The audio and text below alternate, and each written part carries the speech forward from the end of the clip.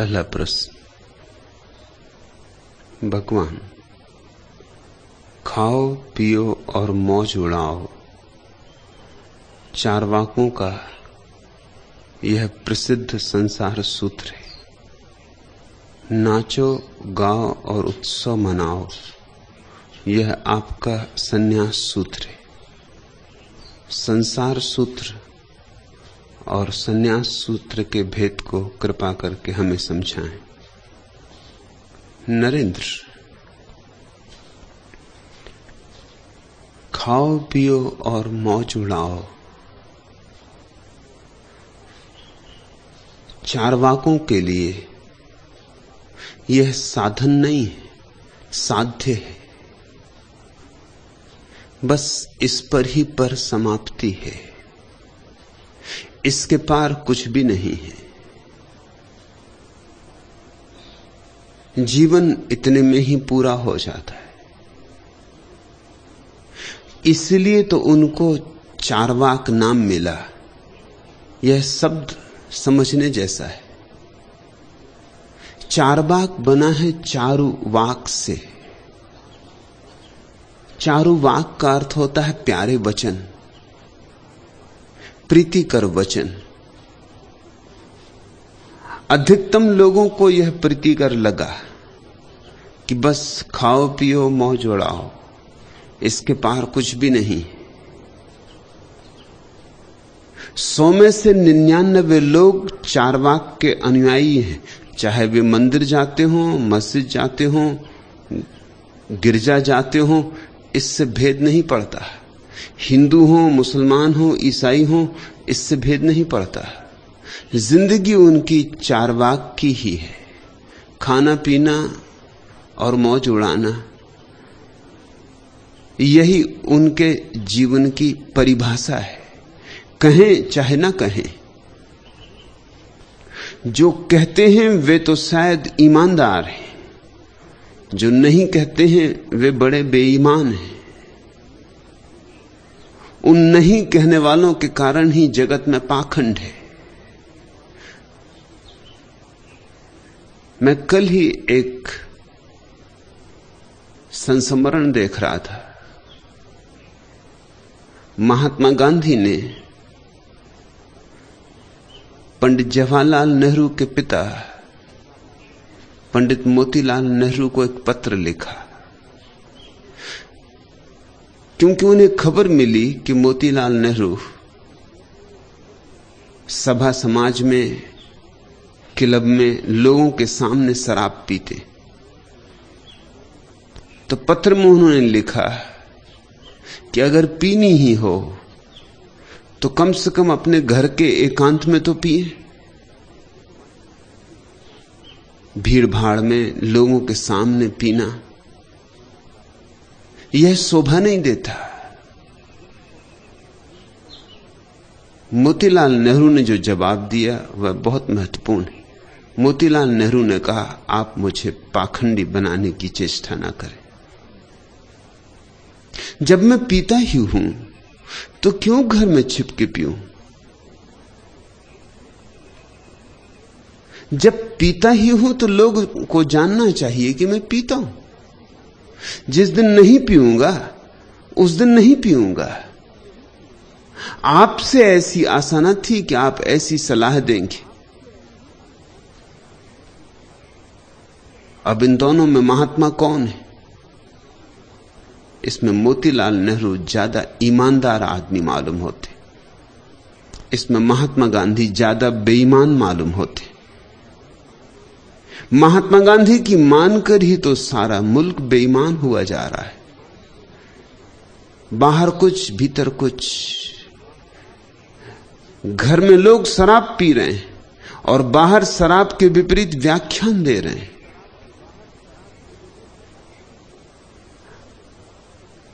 संसद में शराब के विपरीत नियम बना रहे हैं वही लोग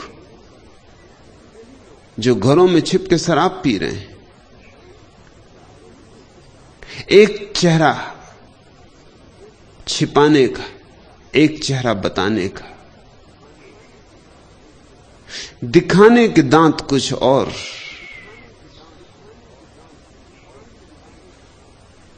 काम में लाने के दांत कुछ और। लोगों को गौर से देखो तो तुम ना तो किसी को हिंदू पाओगे, ना किसी को मुसलमान, न जैन, न बौद्ध, तुम सबको चार्वाकवादी पाओगे। फिर ये हिंदू, जैन, मुसलमान भी जिस स्वर्ग की आकांक्षा कर रहे हैं, वह आकांक्षा बड़ी चार्वाकवादी है। मुसलमानों की बहिश्त में शराब के झरने बहते, बेचारा चार्वाक तो यहीं की छोटी मोटी शराब से राजी है, कुल्हड़ कुल्हड़ पियो उससे राजी, मगर बहिश्त के फरिश्ते कहीं कुल्हड़ों से राजी होते? झरने बहते, जी भर के पियो, डुबकी मारो, तैरो शराब में, तब तृप्ति होगी।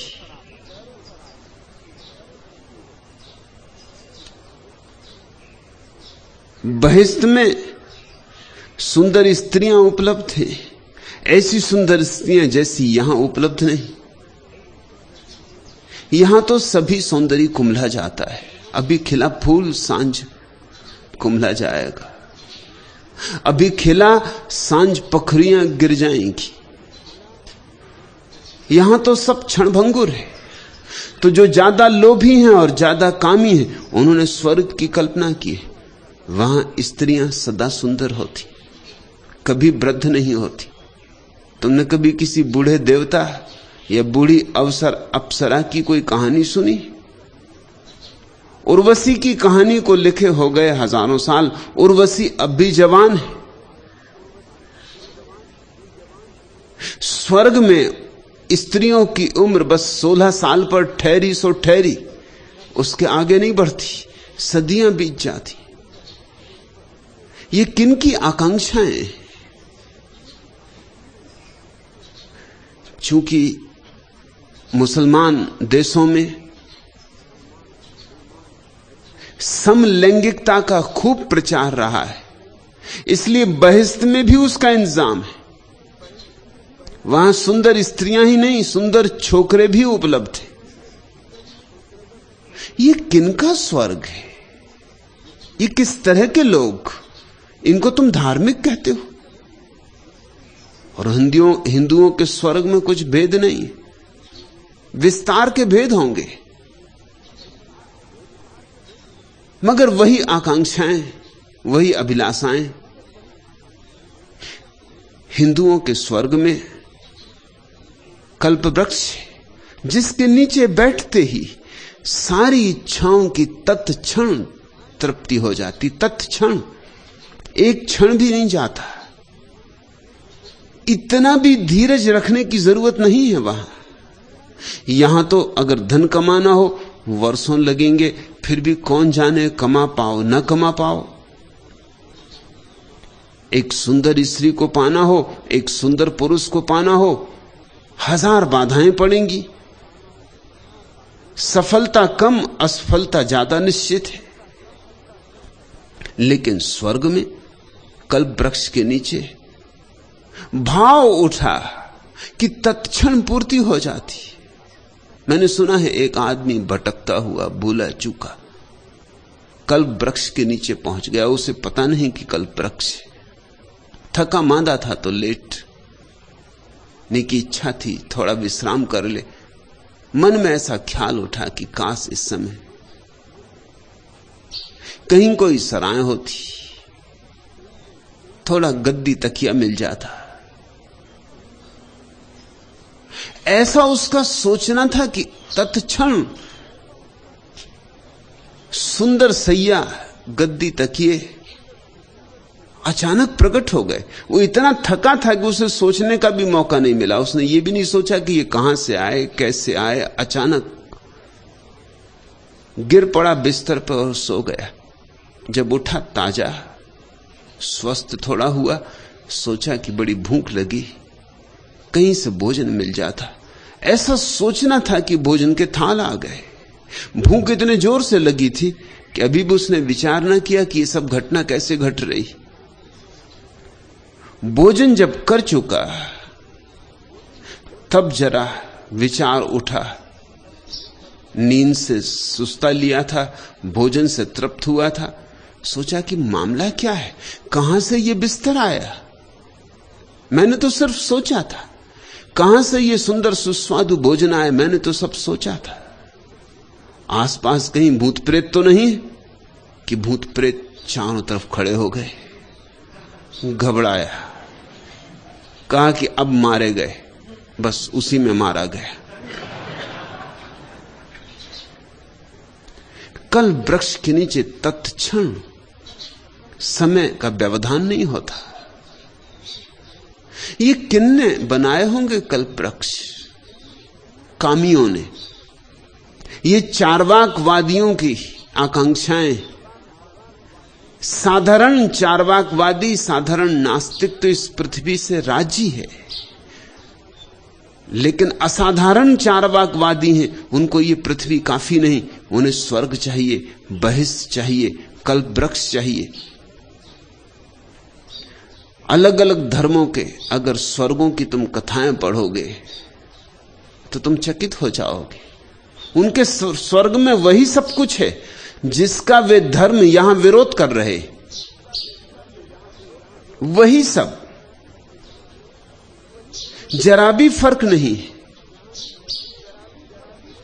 यहां कैबरे नृत्य का विरोध हो रहा है और इंद्र की सभा में कैबरे नृत्य के सिवा कुछ नहीं हो रहा है।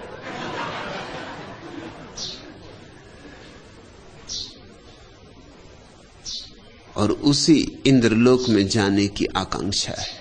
उसके लिए लोग धुनी रमाए बैठे, तपश्चर्या कर रहे हैं, सिर के बल खड़े, उपवास कर रहे हैं। सोचते हैं कि 4 दिन की जिंदगी है, इसे तो दांव पे लगा के तपश्चर्या करके एक बार पालो स्वर्ग तो अनंत कालीन। तुम्हें वे नासमझ समझते हैं क्योंकि तुम क्षणभंगुर के पीछे पड़े हो। स्वयं को समझदार समझते हैं क्योंकि वे शाश्वत के पीछे पड़े। तुमसे वे बड़े चार्वाकवादी। खाओ पियो और मौज उड़ाओ, यही उनके जीवन का लक्ष्य भी है। यही नहीं, आगे भी, परलोक में भी। उनके परलोक की कथाएं तुम पढ़ो तो वृक्ष हैं वहां जिनमें सोने और चांदी के पत्ते और फूल हीरे जवाहरातों के। ये किस तरह के लोग हैं? हीरे जवाहरातों, सोने चांदी को यहां गालियां दे रहे हैं और जो उनको छोड़ के जाता है उसका सम्मान कर रहे हैं। और स्वर्ग में यही मिलेगा। जो यहां छोड़ोगे वही अनंत गुना वहां मिलेगा। तो जो यहां छोड़ता है अनंत गुना पाने को छोड़ता है, और जिसमें अनंत गुना पाने की आकांक्षा है वो क्या खाक छोड़ता है? यहां 100 में 99 व्यक्ति चार्वाकवादी हैं। इसलिए चार्वाकों को दिया गया शब्द बड़ा सुंदर है। धार्मिक पंडित पुरोहित तो उसका कुछ और अर्थ करते हैं, वो अर्थ भी ठीक है। वो तो कहते हैं कि चरने चराने में जिनका भरोसा है वो चार्वाक। लेकिन मूल शब्द चारुवाक से बना है, मधुर शब्द जिनके शब्द सबको मधुर है। चार्वाकों का एक और नाम है लोकायत। वह भी बड़ा प्रीतिकर नाम है। लोक को जो भाता है वह लोकायत। अधिक लोगों को जो प्रीतिकर लगता है वह लोकायत। लोक के हृदय में जो समाविष्ट हो जाता है वह लोकायत।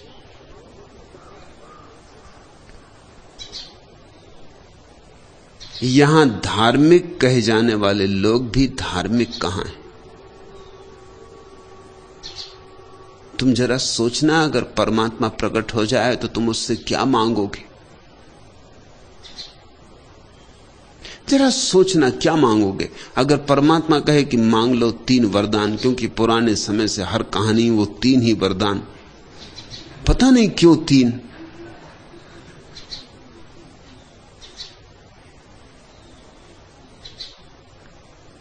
तो तुम कौन से 3 वरदान मांगोगे? किसी को बताने की बात नहीं, मन में ही सोचना, और तुम्हें पक्का पता चल जाएगा कि तुम भी चार्वाकवादी हो। तुम्हारे 3 वरदानों में चार्वाक की सारी बात आ जाएगी। धर्म के नाम पर लोगों ने एक आवरण तो बना लिया है पाखंड का, और भीतर वे वही हैं जिसकी वे निंदा कर रहे हैं। मैं भी कहता हूं नाचो गाओ उत्सव मनाओ, लेकिन नाचना गाना और उत्सव मनाना गंतव्य नहीं, लक्ष्य नहीं, साधन है, साध्य परमात्मा है। ऐसे नाचो कि नाचने वाला मिट जाए, ऐसा गाओ गीत कि गीत ही बचे गायक खो जाए, ऐसे उत्सव से भर जाओ कि लीन हो जाओ, तल्लीन हो जाओ। उसी तल्लीनता में, उसी लवलीनता में परमात्मा प्रकट होता है। मैं तुमसे ये नहीं कहता कि खाओ भी मत, पियो भी मत, मौज भी मत उड़ाओ। मैं कहता हूं खाओ पियो मौज करो, परमात्मा इसके विपरीत नहीं है, लेकिन इतने पर समाप्त मत हो जाना। चार्वाक सुंदर है मगर काफी नहीं। सीढ़ी बनाओ चार्वाक की, मंदिर की सीढ़ी का पत्थर चार्वाक से बनाओ, लेकिन मंदिर में जाना है, मंदिर के देवता से मिलन करना है, और वह देवता उन्हीं को मिल सकता है जो उत्सवपूर्ण है, जिनके भीतर गीत की गूंज है, जिनके होठों पर आनंद की बांसुरी बज रही है, जिन्होंने पैरों में घुंघर बांधे भजन के, अर्चन के, जिनकी आंखें चांद तारों पर टिकी हैं, जो रोशनी के दीवाने तमसो मां ज्योतिर्गमय, जिनकी एक ही प्रार्थना है कि हे प्रभु ज्योति की तरफ ले चल। अस्तो मां सदगमे, असत से सत की तरफ ले चल। जिनके प्राणों में बस एक ही अभीप्सा है, मृत्योर मां अमृत गमे, मृत्यु से अमृत की तरफ ले चल। कितनी बार बनाया, कितनी बार मिटाया, ये खेल बहुत हो चुका। अब मुझे शाश्वत में लीन हो जाने दे, विलीन हो जाने दे। अब मैं थक गया हूं होने से। ये सुंदर है तेरा जगत, ये खाना पीना मौज उड़ाना ये सब ठीक, मगर बचकानी है ये बातें। अब मुझे इनके ऊपर उठा। बच्चों को खिलौनों से खेलने दो, लेकिन कभी बचकानेपन से ऊपर उठोगे या नहीं? और बच्चों के खिलौने भी मत तोड़ो, ये भी मैं नहीं कहता हूं उनके खिलौने तोड़ दो। जिस दिन वे प्रौढ़ होंगे तब वे स्वयं ही खिलौनों को छोड़ देंगे। तो मेरी बात में और चार्वाक की बात में बड़ा भेद है। चार्वाक कहता है यही लक्ष्य, मैं कहता हूं यह साधन। चार्वाक कहता है इसके पार कुछ भी नहीं, मैं कहता हूं इसके पार सब कुछ। हां, एक बात में मेरी सहमति है कि मैं चार्वाक का विरोधी नहीं हूं, क्योंकि जो चार्वाक के विरोधी हैं वो सिर्फ तुम्हें पाखंडी बनाने में सफल हो सके, और मैं तुम्हें पाखंडी नहीं बनाना चाहता। मैं तुम्हारे जीवन को 2 हिस्सों में नहीं बांटना चाहता कि घर के भीतर कुछ और घर के बाहर कुछ और। मैं तुम्हें एक रंग देना चाहता हूं, ऐसा रंग जो सब तरफ सब जगह काम आए। मैं तुम्हें जीवन की एक शैली देना चाहता हूं जिसमें पाखंड की गुंजाइश ही ना हो। तो मैं चारवाक के पक्ष में हूं, क्योंकि चारवाक के जो विपरीत है वे पाखंड के समर्थक हो जाते। लेकिन मैं चारवाक पर समाप्त नहीं होता हूं, सिर्फ चारवाक पर शुरू होता हूं। चारवाक के लिए सन्यास जैसी तो कोई चीज है ही नहीं। माया है, झूठ है, असत्य, ब्राह्मणों की जालसाजी है। चारवाक के लिए सन्यास जैसी बात तो सिर्फ धूर्तों का जाल है। मेरे लिए सन्यास जीवन का परम सत्य, परम गरिमा है। चारवाक के लिए संसार सत्य है, सन्यास झूठ है। जो चारवाक विरोधी हैं, तथाकथित धार्मिक आस्तिक, उनके लिए संसार माया है और सन्यास सत्य है। मेरे लिए दोनों सत्य है और दोनों सत्यों में कोई विरोध नहीं। संसार परमात्मा का ही व्यक्त रूप है और परमात्मा संसार की ही अव्यक्त आत्मा है। मैं तुम्हें एक अखंड दृष्टि देना चाहता हूं जिसमें कुछ भी निषेध नहीं। मैं तुम्हें एक विधायक धर्म देना चाहता हूं जिसमें संसार को भी आत्मसात कर लेने की क्षमता है, जिसकी छाती बड़ी है, जो संसार को भी पी जा सकता है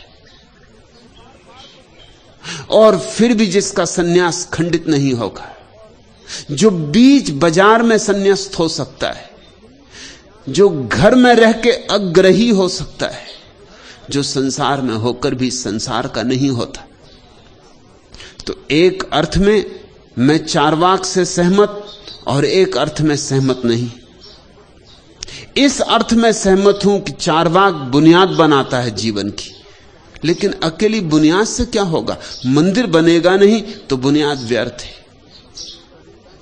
और तुम्हारे तथाकथित साधु संत मंदिर तो बनाते हैं लेकिन बुनियाद नहीं लगाते। उनके मंदिर थोथे होते, कभी भी गिर जाएंगे, गिरे ही हैं। अब गिरे तब गिरे क्योंकि जिनकी कोई नींव नहीं है, उन मंदिरों का क्या भरोसा। उनमें जरा संभल के जाना, कहीं खुद गिरे और तुम्हें भी न ले डूबे। मैं एक ऐसा मंदिर बनाना चाहता हूं जिसमें संसार की भौतिकता नींव बनेगी और सन्यास और परमात्मा की गरिमा मंदिर बनेगी। मैं तुम्हें एक ऐसी दृष्टि देना चाहता हूं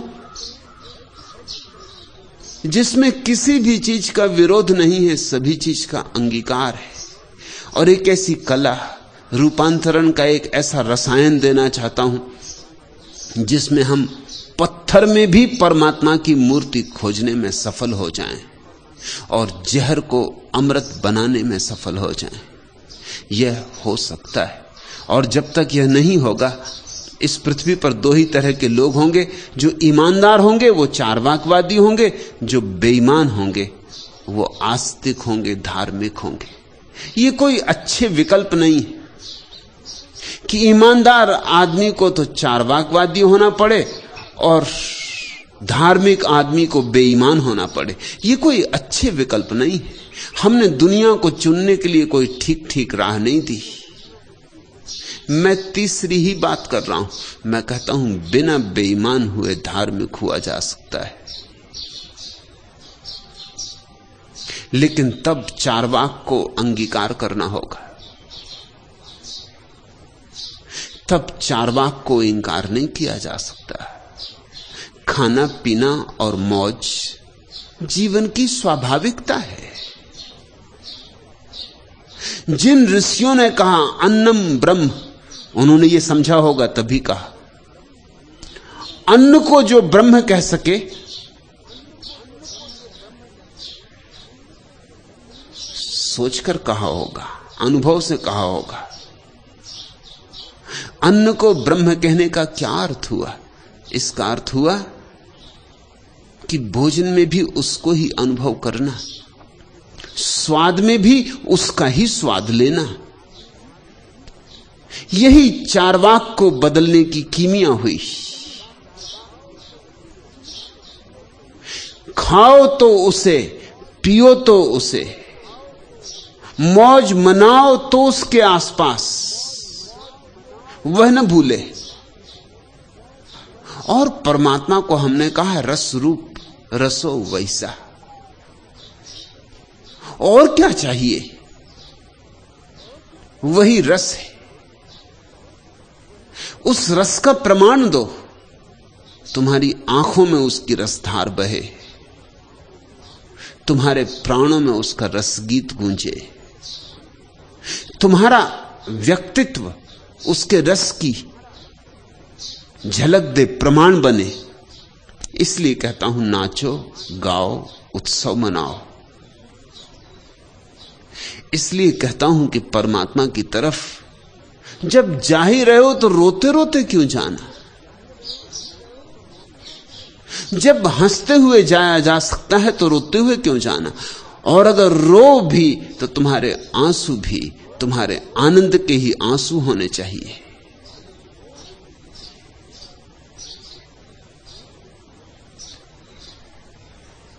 जलो भी तो उसकी आग में जलना, और जब उसकी आग में कोई जलता है तो आग भी बड़ी शीतल होती, और जब उसकी आग में कोई जलता है तो आग भी जलाती नहीं, केवल निखारती।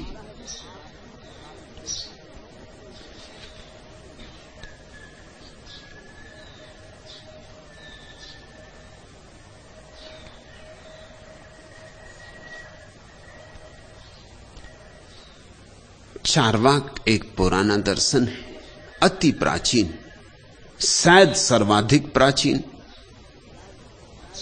क्योंकि आदिम मनुष्य ने सबसे पहले तो खाओ पियो और मौज मनाओ इसकी ही खोज की होगी। परमात्मा की खोज तो बहुत बाद में हुई होगी। परमात्मा की खोज के लिए तो एक परिष्कार चाहिए। परमात्मा की खोज तो धीरे धीरे जब हृदय शुद्ध हुआ होगा कुछ लोगों का, कुछ लोगों की हृदय तंत्री बजी होगी, तब हुई होगी। चार्वाक आदिम दर्शन है, सनातन धर्म है, से सारी बातें बाद में आई होंगी। चार्वाक को बुनियाद बनाओ,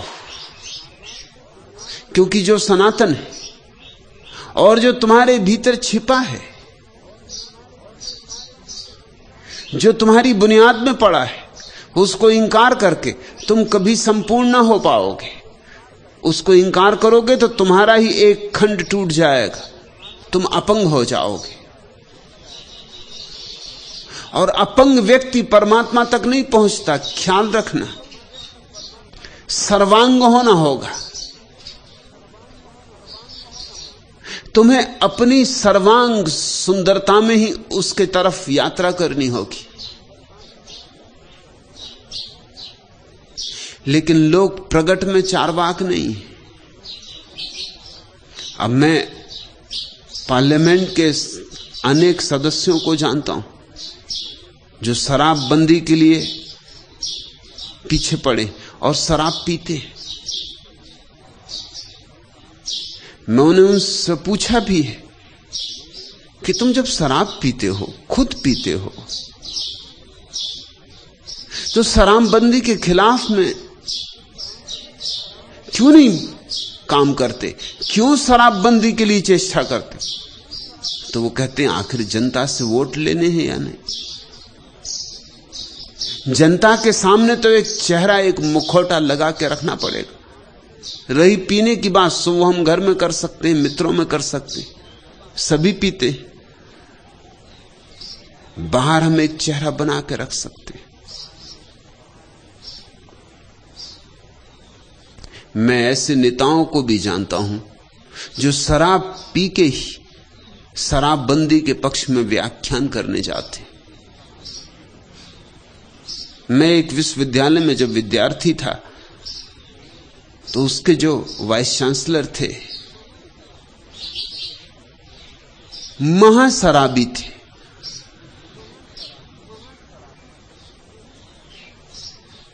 और शराबबंदी के खिलाफ व्याख्यान दिया उन्होंने, और जब व्याख्यान दिया तो वो इतना पिए हुए थे कि उनकी गांधीवादी टोपी 2 बार गिरी। पहली बार गिरी तो उन्होंने टटोल के अपने सिर पर रख ली, जब दूसरी बार गिरी इतने नशे में थे कि उन्होंने बगल के आदमी की टोपी उतार के अपने सिर पर रख ली।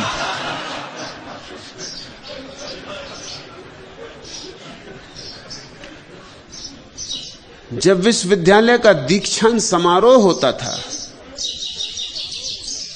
तो 2 प्रोफेसर उनके घर छोड़ने पड़ते थे 24 घंटे पहले को, उनको पीने ना दें, क्योंकि दीक्षांत समारोह में वो बड़ी गड़बड़ कर देते थे। जिनको बीए की डिग्री देनी उनको एमए की डिग्री दे देते, जिनको पीएचडी की डिग्री मिलनी उनको बीए की डिग्री मिल पाती। ऐसा जब एक बार हो चुका और फिर वहां बीच में उनको टोकना भी संभव नहीं था, वही सबसे बड़े अधिकारी थे। मैंने उनसे पूछा कि कम से कम जिस दिन शराबबंदी के पक्ष में आपको बोलना था उस दिन तो ना पीते। उन्होंने कहा मैं पीऊं ना तो मैं बोल ही नहीं सकता। जब पी लेता हूं तभी तो इस तरह की व्यर्थ की बातें बोल सकता हूं, नहीं तो बोल ही नहीं सकता।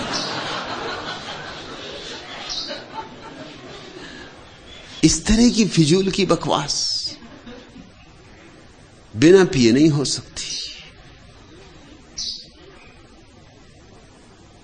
मुरारजी भाई देसाई के मंत्रिमंडल में जितने लोग हैं उनमें से कम 75% शराब पीते, इससे ज्यादा भला पीते हों। जिन लोगों ने ठीक हिसाब लगाया वो तो कहते हैं 90%, लेकिन मैं कहता हूं थोड़ा कम करके, ताकि अगर अदालत में भी मुझे प्रमाण देना पड़े तो मैं दे सकूं। 75% तो निश्चित पीते।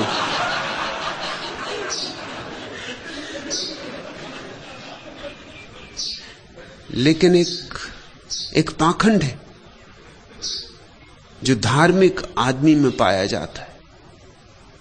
कहता कुछ, करता कुछ, दिखाता कुछ, होता कुछ।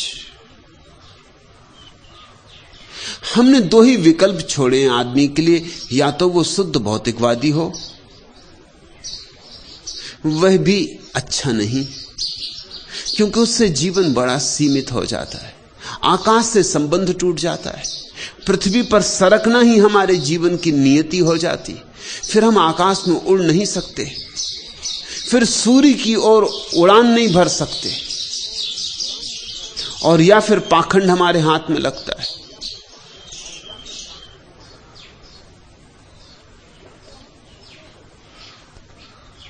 या तो हम झूठे हो जाते,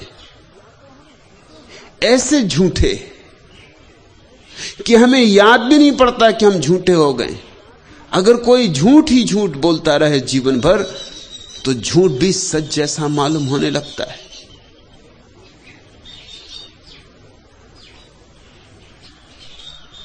एक कवि महोदय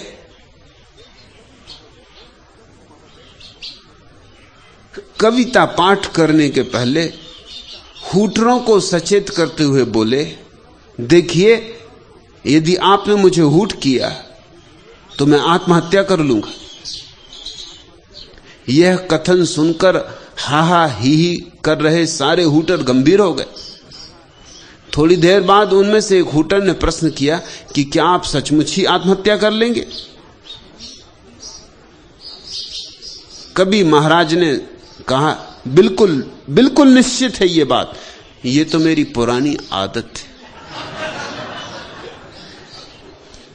मैं तो सदा ऐसा करता रहा हूं।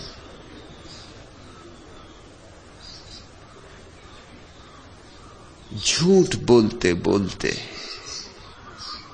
एक ऐसी सीमा आ जाती कि तुम्हें पहचान में ही ना आएगा स्वयं कि तुम झूठ बोल रहे हो।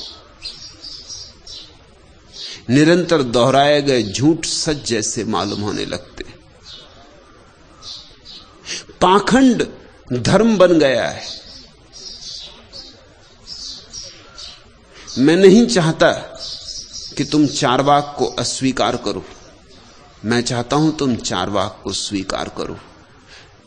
चारवाक की स्वीकृति बिल्कुल स्वाभाविक है, प्राकृतिक है। सुस्वादु भोजन में पाप क्या है?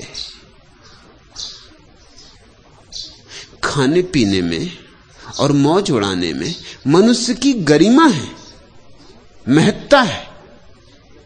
तुम जरा देखो, पशु भी खाते पीते।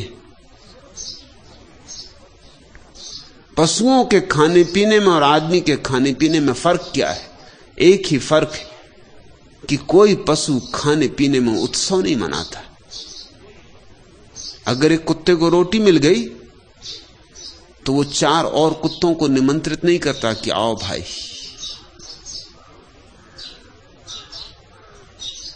रोटी कुत्ते को मिल गई तो वो भागता है एक कोने में, एकांत खोजता है, किसी को निमंत्रण नहीं देता।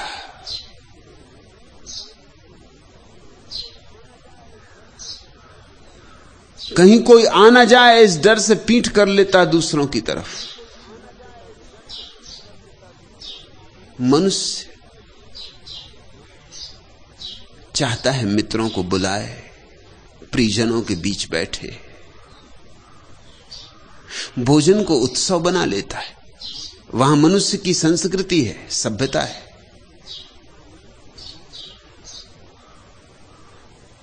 मैंने जिन वाइस चांसलर का उल्लेख किया वे आदमी प्यारे थे। शराब उन्होंने कभी अकेले नहीं पी।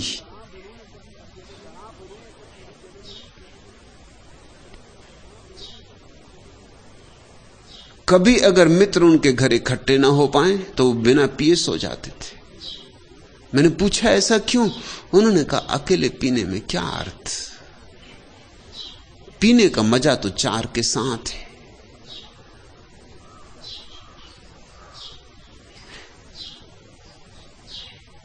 तुम चकित होगी ये जानकर कि शराब पीने वाले लोग अक्सर शराब नहीं पीने वाले लोगों से ज्यादा मिलनसार होते, ज्यादा मैत्रीपूर्ण होते, ज्यादा उदार होते। और कारण, क्योंकि शराब पीने का मजा ही 4 के साथ है। अब जो स्वमूत्र पीते हैं वो तो कोई 4 के साथ नहीं पिएंगे।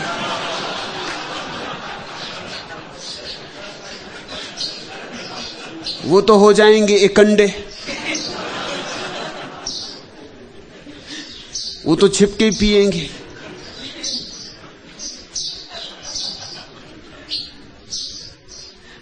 उनको तो छिपके पीना ही पड़ेगा। उनमें किसी तरह की मनुष्यता नहीं हो सकती। मोरारजी देसाई जब जवान थे तो एक लड़की से शादी करना चाहते थे, पिता पक्ष में नहीं थे। बात इतनी बिगड़ गई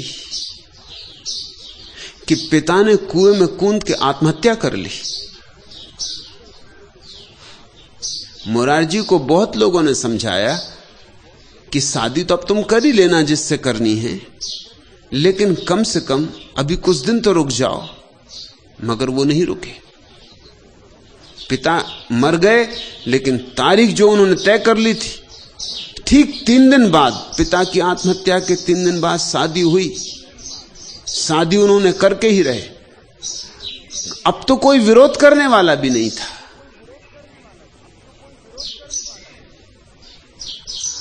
अब तो अगर महीने 15 दिन रुक जाते तो कुछ हर्ज ना था। लेकिन एक तरह की अमानवीयता,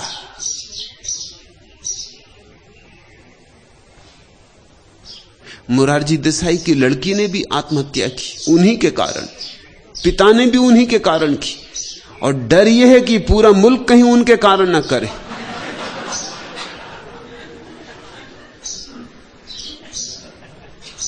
उनकी लड़की देखने दाखने में सुंदर नहीं थी, वैसी रही होगी जैसे वे हैं। तो देर तक लड़का नहीं मिल सका। 27 वर्ष की उम्र में बामुश्किल उसने एक लड़का खोजा। वो लड़का भी उसमें उत्सुक नहीं था। वो मुरारजी तब चीफ मिनिस्टर थे बंबई के, उनमें उत्सुक था कि उनके सारे सीढ़ियां चढ़ लेगा। मुरारजी को यह पसंद नहीं था।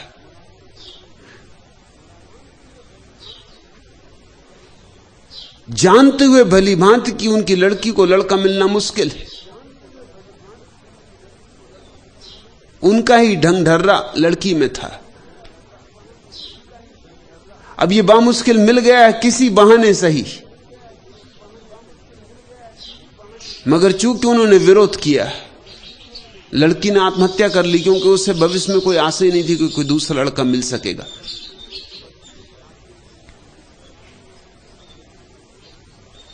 जब अस्पताल में जली हुई लड़की को देखने वो गए, मरी हुई लड़की को देखने गए, तो एक शब्द नहीं बोले। डॉक्टर चकित, अस्पताल की नर्सें चकित, न उनके चेहरे पे कोई भाव आया, न एक शब्द बोले। 1 मिनट वहां खड़े रहे, लौट पड़े। कमरे के बाहर आके डॉक्टरों से कहा कि जैसे ही औपचारिकता पूरी हो जाए, लाश को मेरे घर के लोगों को दे दिया जाए ताकि अंत्येष्टि क्रिया की जा सके, और चले गए।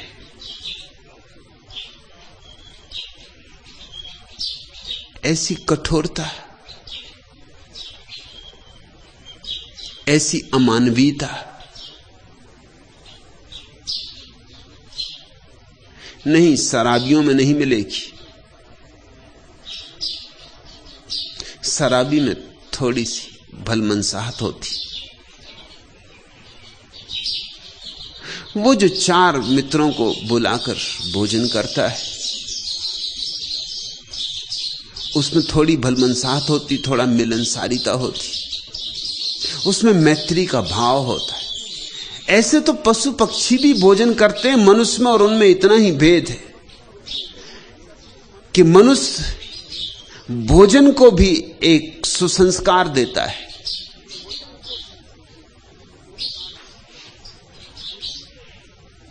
टेबल है, कुर्सी है, चम्मच है,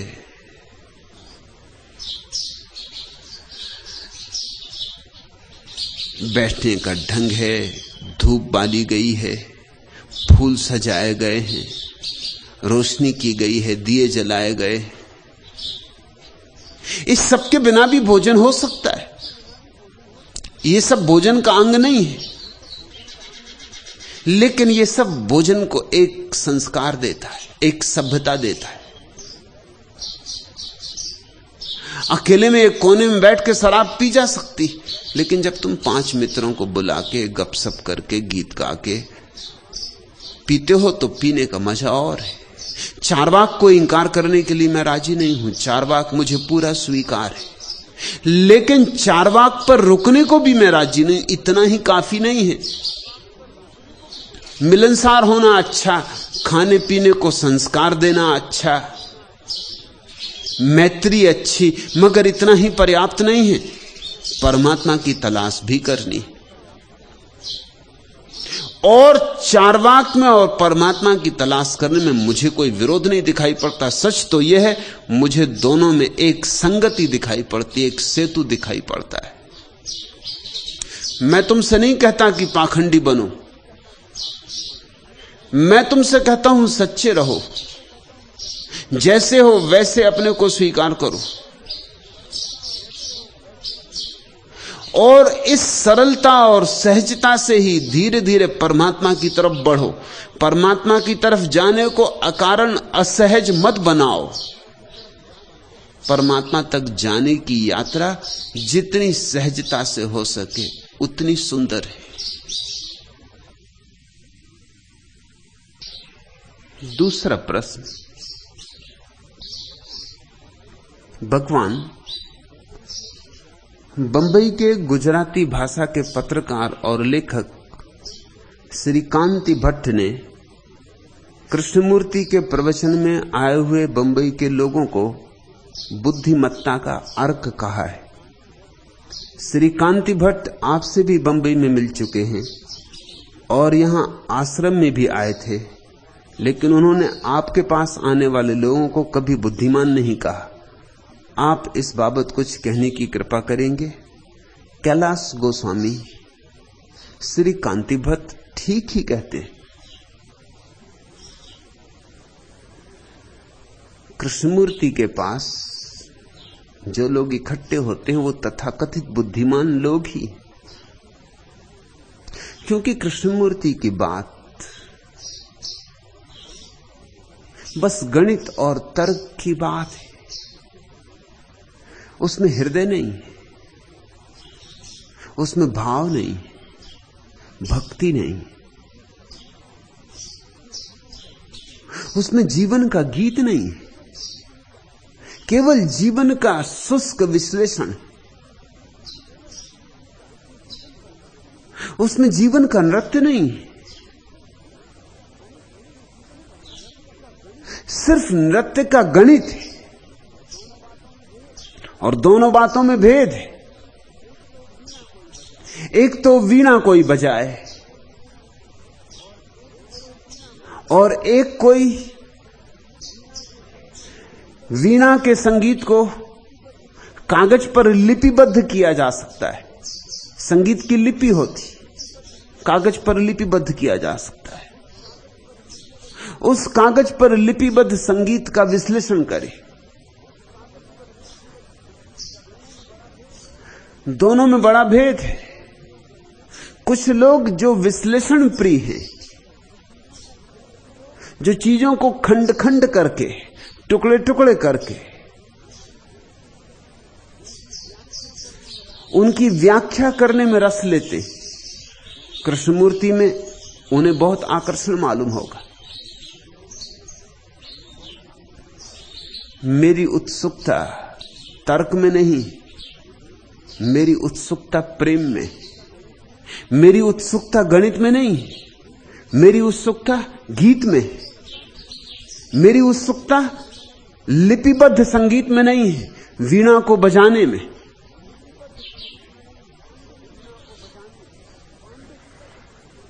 पांडित्य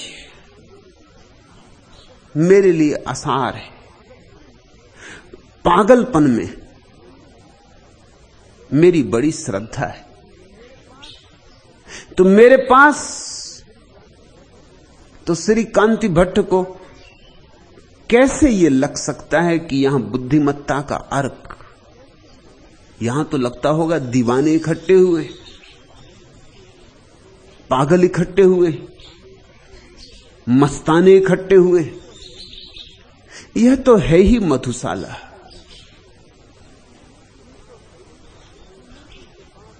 कृष्णमूर्ति के पास जो लोग जा रहे हैं वह जमात अहंकारियों की है। अगर तुम्हें अहंकारियों की कोई शुद्ध जमात कहीं देखनी हो तो कृष्णमूर्ति के पास मिलेगी। और कृष्णमूर्ति भी थक गए हैं उस जमात से, ऊब गए हैं, मगर उनके कहने का ढंग, उनके बोलने का ढंग, उनकी प्रस्तावना ऐसी है कि सिवाय उन अहंकारियों को कोई दूसरा उनके पास कभी इकट्ठा नहीं हो सकता।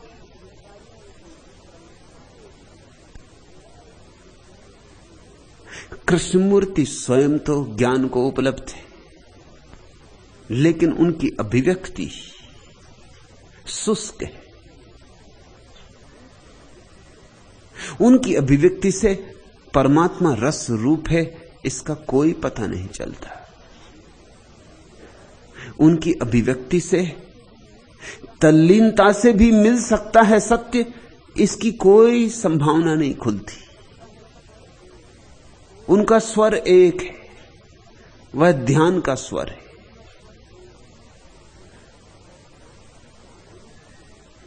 जागरूक होना है, चित्त को जाग कर देखते रहना है, सजग होकर। यह एक मार्ग है, बस एक मार्ग। एक दूसरा मार्ग भी है ठीक इसके विपरीत, वह प्रेम का मार्ग है। डूब जाना है, लीन हो जाना है, जागरूक, दूर दूर नहीं खड़े रहना है, तल्लीन हो जाना है। मैं दोनों ही मार्गों की बात कर रहा हूं, क्योंकि जगत में दोनों तरह के लोग हैं।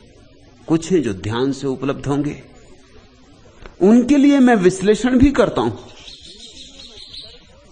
उनके लिए मैं तर्क की बात भी बोलता हूं, और कुछ हैं जो प्रेम से उपलब्ध होंगे, उनके लिए मैं मादक गीत भी गाता हूं। चूंकि मैं दोनों विपरीत बातें एक साथ बोलता हूं, चूंकि दोनों विरोधाभासों को एक साथ एक संगति में लाता हूं, जो लोग सिर्फ सोच विचार से जीते हैं उन्हें मेरी बातों में विरोधाभास दिखाई पड़ेंगे, असंगति दिखाई पड़ेगी, स्वाभाविक। क्योंकि कभी जब मैं महावीर पर बोलता हूं तो शुद्ध तर्क होता हूं, और जब मीरा पर बोलता हूं तो शुद्ध अतर्क होता हूं। जो मुझे सुनेंगे उन्हें धीरे धीरे यह लगेगा कि इस बात में तो विरोधाभास है, असंगति है। इसलिए तर्क से जीने वाला व्यक्ति मेरी बातों में असंगति पाएगा। कृष्णमूर्ति की बातें बड़ी संगत है, क्योंकि वे एक ही स्वर दोहरा रहे हैं 50 वर्षों से। उस स्वर में उन्होंने कभी भी हेरफेर नहीं किया, उस स्वर में उन्होंने कभी भी कोई असंगति नहीं की। 2 और 2 4, 2 और 2 4, 2 और 2 4, ऐसा 50 वर्ष से दोहरा रहे। जो मुझे सुनता है मैं कभी कहता हूं 2 2 4, और कभी कहता हूं 2 2 5, और कभी कहता हूं 2 2 3, और कभी कहता हूं 2 2 जुड़ते ही नहीं।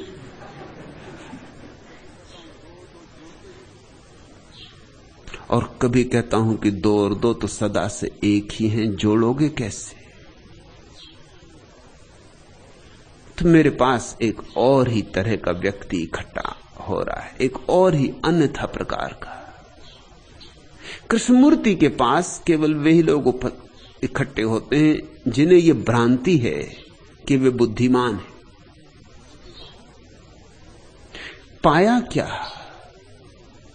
इकट्ठे होते रहे, सुनते भी रहे, संग्रह भी बढ़ गया सूचनाओं का। मिला क्या? 30-30 साल, 40-40 साल कृष्णमूर्ति को सुनने वाले लोग मेरे पास आते और कहते सब समझ में तो आ गया, मगर मिला कुछ भी नहीं। ऐसी समझ किस काम की? मैं तुम्हें समझ नहीं देता, मैं तुम्हें अनुभव देता हूं। मैं तुम्हें यह नहीं कहता कि इतना जान लो, इतना जान लो। मैं कहता हूं इतने डूबो, इतने डूबो। मैं तुम्हें धक्का देता हूं सागर में। जो इस धक्के को झेलने को राजी, स्वभावतः श्री कांति भट्ट को वे कोई बुद्धिमान लोग मालूम न मालूम पड़े हुए होंगे। और कांति भट्ट स्वयं पत्रकार हैं, लेखक हैं, तो स्वयं भी गणित और तर्क से ही सोचते होंगे। गणित और तर्क के पार भी एक विराट आकाश है, इसकी उन्हें कोई खबर नहीं। जो मुझे समझेंगे वे मेरी बातों में कृष्णमूर्ति को भी पा सकते। जो कृष्णमूर्ति को समझेंगे वे कृष्णमूर्ति की बातों में मुझे नहीं पा सकते। कृष्णमूर्ति का तो छोटा सा आंगन है, साफ सुथरा। कृष्णमूर्ति की तो छोटी सी बगिया है, साफ सुथरी। बगिया भी विक्टोरिया के जमाने की, इंग्लैंड की बगिया, कटी छटी, साफ सुथरी, सिमेट्रिकल। एक झाड़ इस तरफ तो दूसरा झाड़ ठीक उसके ही अनुपात का, माप का दूसरी तरफ। लान कटा हुआ। कृष्णमूर्ति में बहुत कुछ है जो विक्टोरियन है। वो असल में बड़े हुए इस तरह के लोगों के साथ, एनी बिसेंट, लीडबिटर, इन लोगों के साथ बड़े हुए, इन्होंने पाला पोसा, इन्होंने शिक्षा दी, इंग्लैंड में बड़े हुए, वो छाप उन पर रह गई। तो मेरे बगीचे को देखो, जंगल है, जैसा मेरा बगीचा है वैसा ही मैं हूं। कहीं कोई सिमिट्री नहीं, कोई तालमेल नहीं, एक झाड़ ऊंचा, एक झाड़ छोटा, रास्ते तिरछे तिरछे।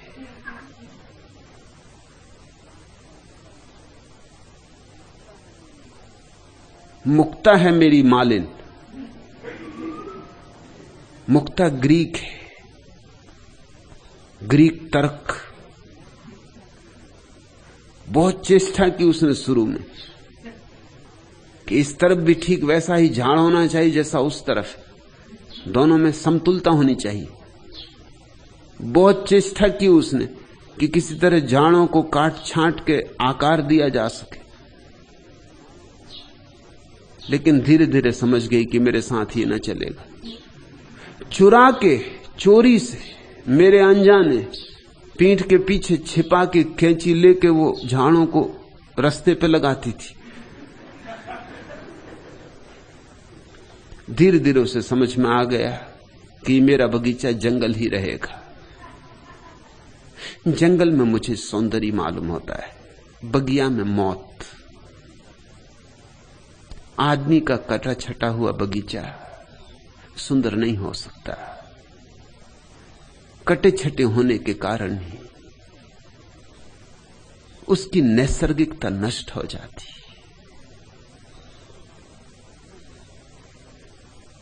मैं नैसर्गिक का प्रेमी हूं, और निसर्ग बड़ा है, निसर्ग बहुत बड़ा है।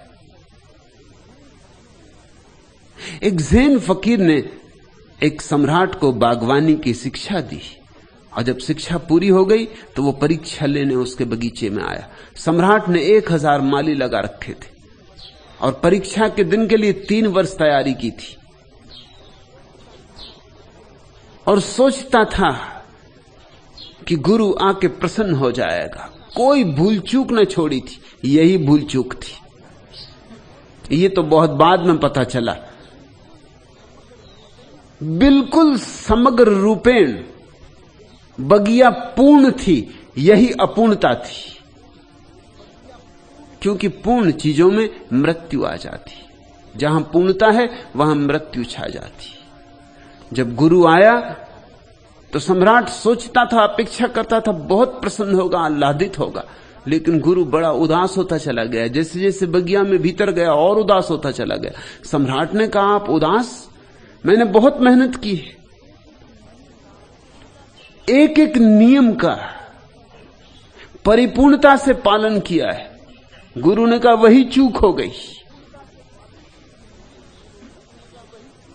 तुमने नियमों का इतनी परिपूर्णता से पालन किया है कि सारा निसर्ग नष्ट हो गया। ये बगीचा झूठा मालूम पड़ता है, सच्चा नहीं। और मुझे सूखे पत्ते नहीं दिखाई पड़ते। सूखे पत्ते कहां हैं? जहां इतने वृक्ष हैं वहां एक सूखा पत्ता रास्तों पर नहीं। सम्राट ने कहा, आज ही सारे सूखे पत्ते इकट्ठे करवा के मैंने बाहर फेंकवा दिए कि आप आते हैं तो सब शुद्ध रहे। टोकरी उठाकर बूढ़ा गुरु बाहर गया, रास्ते पर फेंक दिए गए सूखे पत्तों को ले आया, टोकरी में भर के फेंक दिए रास्तों पर। आई हवाएं, सूखे पत्ते खड़खड़ की आवाज करके उड़ने लगे, और गुरु प्रसन्न हुआ। उसने कहा, आप देखते हो, थोड़ा प्राण आया। ये आवाज देखते हो, ये संगीत सुनते हो, ये सूखे पत्तों की खड़खड़, इसके बिना मुर्दा था तुम्हारा बगीचा। मैं फिर आऊंगा साल भर, फिर तुम फिक्र करो। अब की बार फिक्र करना कि इतनी पूर्णता ठीक नहीं, कि इतना नियमबद्ध होना ठीक नहीं। कि थोड़ी अपूर्णता शुभ है, कि थोड़े नियम का उल्लंघन शुभ है, क्योंकि निसर्ग को मौका मिले। तुमने बिल्कुल अनुशासनबद्ध कर दिए सारे वृक्ष, जैसे सिपाही हों। तुमने वृक्षों की मौलिकता छीन ली, उनकी अद्वितीयता छीन ली। कोई वृक्ष किसी दूसरे वृक्ष जैसा नहीं है, प्रत्येक वृक्ष बस अपने जैसा है। मैं प्रत्येक व्यक्ति की निजता को स्वीकार करता हूं, सम्मान करता हूं। मैं तुम्हें काट छांट के एक जैसे नहीं बना देना चाहता। जब मैं देखता हूं कि तुम्हारे भीतर प्रेम का गुलाब खिलेगा तो मैं तुमसे ध्यान की बात नहीं करता, और जब मैं देखता हूं तुम्हारे भीतर ध्यान की जूही खिलेगी तो मैं तुमसे गुलाब की बात नहीं करता। और चूंकि मैं किसी से गुलाब की बात करता हूं, किसी से जूही की, किसी से चंपा की और किसी से केवड़े की, मेरी बातों में असंगति हो जानी स्वाभाविक है। मेरे पास तो वही आ सकता है जो मेरी हजार हजार असंगतियों को झेलने की छाती रखता हो। बड़ी छाती चाहिए। कृष्णमूर्ति को सुनने के लिए बहुत छोटी सी खोपड़ी काफी है, बहुत छोटी खोपड़ी चाहिए। थोड़ा सा तर्क आता हो, थोड़ा सा गणित आता हो, थोड़े कॉलेज स्कूल की पढ़ाई लिखाई हो, कृष्णमूर्ति समझ में आ जाएंगे। मेरे साथ इतने सस्ते में नहीं चलेगा। मेरे साथ तो पियक्कड़ों की दोस्ती बनती, मुझसे तो नाता ही दीवानों का जुड़ता है, प्रेमियों का जुड़ता है। जो असंगति में भी संगति देखने का हृदय रखते और जो विरोधाभासों में भी सेतु बना लेने की क्षमता रखते, ये एक और ही तरह का जगत है। कृष्णमूर्ति की शिक्षाएं बस शिक्षाएं। कृष्णमूर्ति एक शिक्षक होकर समाप्त हो गए, सद्गुरु नहीं हो पाए, और सुनने वाले शिष्य ही नहीं बन पाए, सिर्फ विद्यार्थी रह गए। यहां विद्यार्थियों की जगह ही नहीं है। मैं कोई शिक्षक नहीं हूं और मेरे पास कोई शिक्षा का शास्त्र नहीं। मैं खुद एक दीवाना हूं, खुद जिसने जी भर के पी है। मुझसे दोस्ती बनाओगे तो मेरे साथ लड़खड़ा के चलना सीखना होगा, इसके बिना कोई उपाय नहीं। इसलिए कैलाश गोस्वामी, कांति भट्ट ठीक ही कहते हैं कि कृष्णमूर्ति के पास बुद्धिमत्ता का अर्क इकट्ठा होता है, मगर बुद्धिमत्ता का अर्क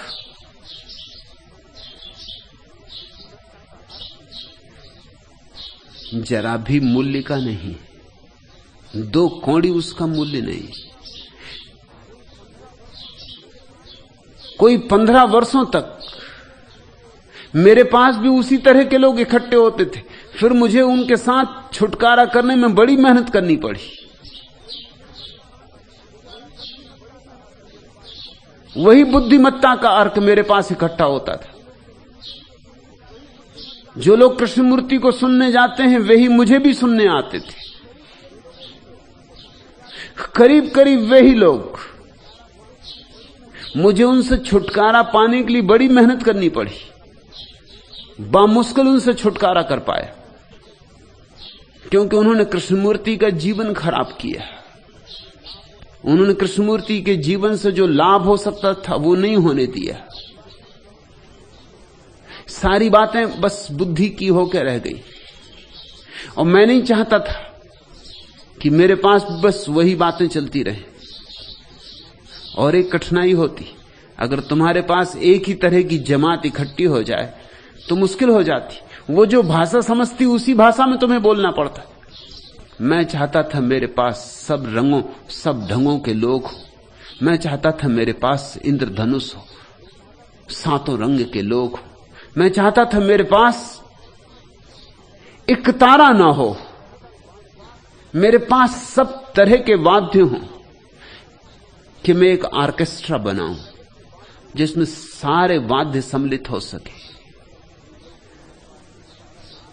वे लोग जो मेरे पास एक तारा लेके इकट्ठे हो गए तो उनसे छुटकारा पाने में मुझे बड़ी मुश्किल हुई।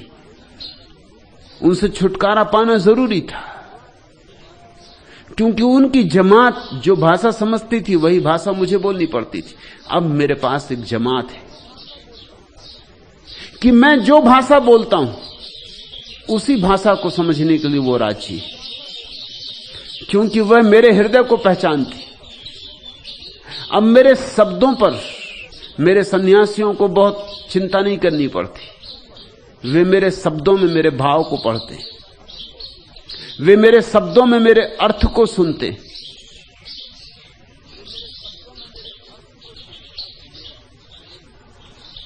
अब मेरा शून्य मेरे सन्यासियों को सुनाई पड़ने लगा। मैं प्रसन्न हूं, क्योंकि अब मुझे भीड़ भाड़ से, आम जन से नहीं बोलना पड़ रहा है। अब मैंने जो मुझे समझ सकते हैं, सुन सकते हैं, जो मुझे आत्मसात कर ले सकते हैं, उनको धीरे धीरे जुटा लिया है। उन्हें निमंत्रण दे देकर मैंने अपने पास बुला लिया है।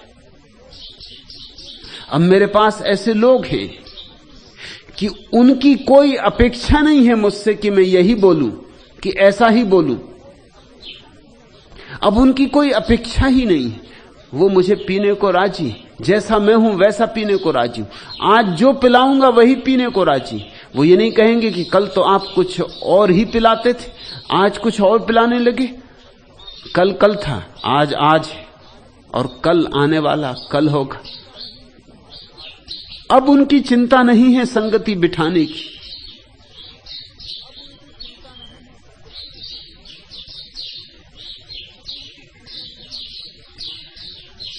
यह जरा कठिन मामला है, सातों रंग के लोगों को संभालना, सब शैली के लोगों को साथ साथ लेके चलना। इसका मजा भी बहुत है, इसकी झंझट भी बहुत है। कृष्णमूर्ति झंझट से तो बच गए, लेकिन फिर जीवन में वे जो करना चाहते थे नहीं कर पाए। कृष्णमूर्ति अत्यंत विषादग्रस्त थे। अपने लिए नहीं, अपने लिए तो दिया जल गया, बात पूरी हो गई। उनका विषाद यह है कि वे किसी और का दिया नहीं जला पाए, इसलिए नाराज हो जाते, चिल्लाते, अपना माथा ठोक लेते, क्योंकि लोग समझते ही नहीं। लेकिन इसमें कसूर सिर्फ लोगों का नहीं। कृष्णमूर्ति ने जिस तरह की बातें कही, उस तरह के लोग इकट्ठे हो गए। ये वे लोग हैं जो बदलने की आकांक्षा ही नहीं रखते। ये तो सिर्फ सुनने आते, ये तो सिर्फ कुछ और थोड़ी बातें संग्रहित हो जाएं, थोड़ा पांडित्य और बढ़ जाए इसलिए आते, इनकी विश्लेषण की क्षमता थोड़ी और प्रखर हो जाए इसलिए आते। ये अहंकारियों की जमात है, क्योंकि कृष्णमूर्ति कहते हैं किसी को गुरु बनाने की आवश्यकता नहीं, कहीं समर्पण करने की कोई आवश्यकता नहीं। तो उन लोगों की जमात कृष्णमूर्ति के पास इकट्ठी हो जाती जो समर्पण करने में असमर्थ है, और जिनका अहंकार इतना मजबूत है कि जो किसी के सामने झुक नहीं सकते। उनके लिए कृष्णमूर्ति की बात बड़ा आवरण बन जाती, बड़ा सुंदर आवरण। वो कहते हैं झुकने की जरूरत ही नहीं, इसलिए हम नहीं झुकते। बात कुछ और है, झुक नहीं सकते हैं इसलिए नहीं झुकते हैं। लेकिन अब एक तर्क हाथ आ गया कि झुकने की कोई जरूरत ही नहीं, समर्पण आवश्यक ही नहीं, इसलिए हम समर्पण नहीं करते। सच्चाई कुछ और है। समर्पण करना हर किसी के बस की बात नहीं, बड़ा साहस चाहिए, अपने को मिटाने का साहस चाहिए।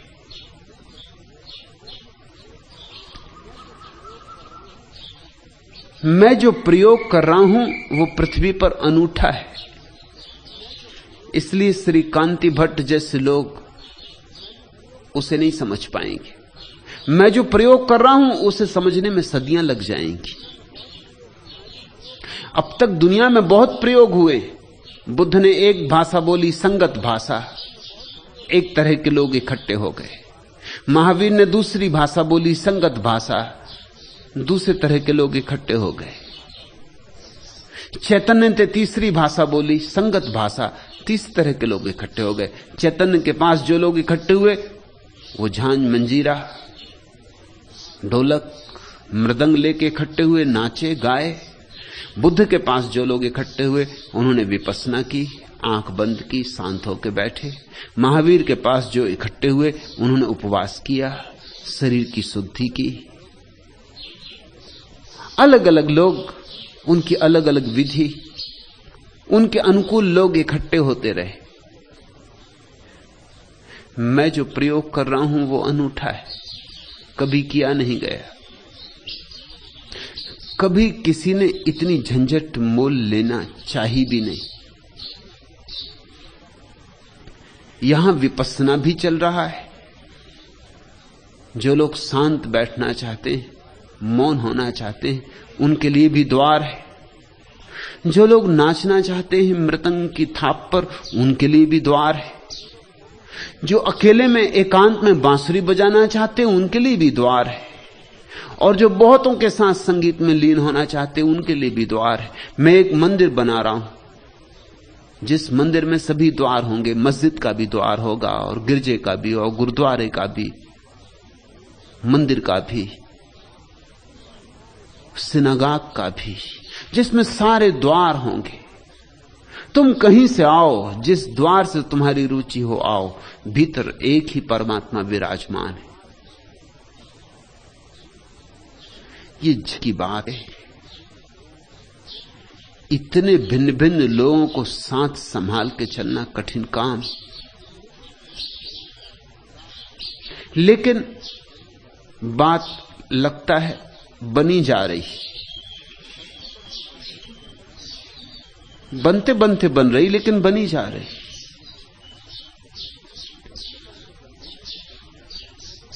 मुल्ला नसरुद्दीन ने अपनी आदत के अनुसार जैसे ही संगीत सम्मेलन में आलाप भरा, एक श्रोता खड़ा हो गया और विनम्र स्वर में बोला, बड़े मियां, आप गाने की इसलिए, कल मैं आप ही की तरह गा रहा था तो पिटते पिटते बचा। मुल्ला नसरुद्दीन ने अपनी ही स्टाइल में गीत प्रारंभ किया और बोले, महाशय, मेरा ख्याल है कि आपका गाने का ढंग घटिया रहा होगा। यदि हूबहू मेरी स्टाइल में गाते तो जरूर पिटते।